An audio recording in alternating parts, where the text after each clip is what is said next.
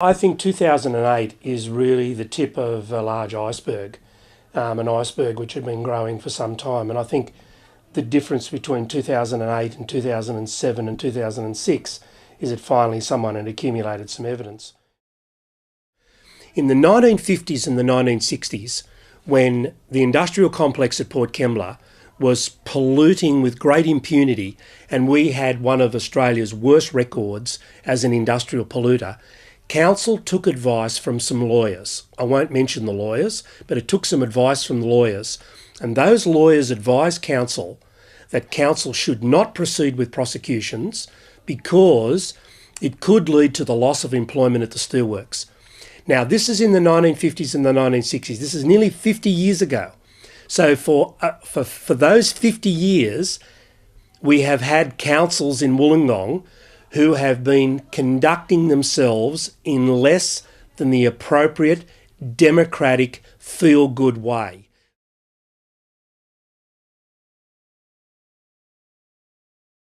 You and I and any other ratepayer in Wollongong at the moment do not have a direct say in the election, in the operations of council, because we have not had a say in the election of those who are running council.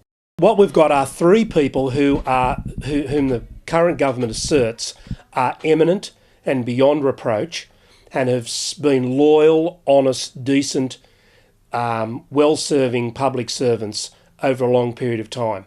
That perhaps is debatable, but be that as it may, the government is asserting that these people are honourable and decent, and certainly more honourable and decent than those who previously were elected to council and have been tainted by corruption.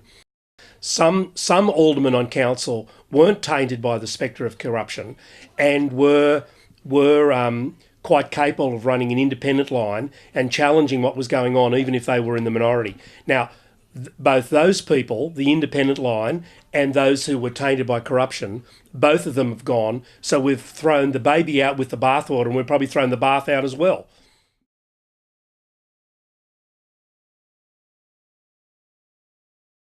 If we had a local government that could run itself in precise accordance with the Local Government Act, then we might have a local council which had the complete confidence of the overwhelming majority of the population. We wouldn't go back to a Beth Morgan situation. We wouldn't have close relationship between developers and general managers. We would have a council that everyone was proud of, and we might actually end up with a city that would reap all of the benefits of the potential of the beauty, the environmental beauty that's got, other than the city that we've got at the moment.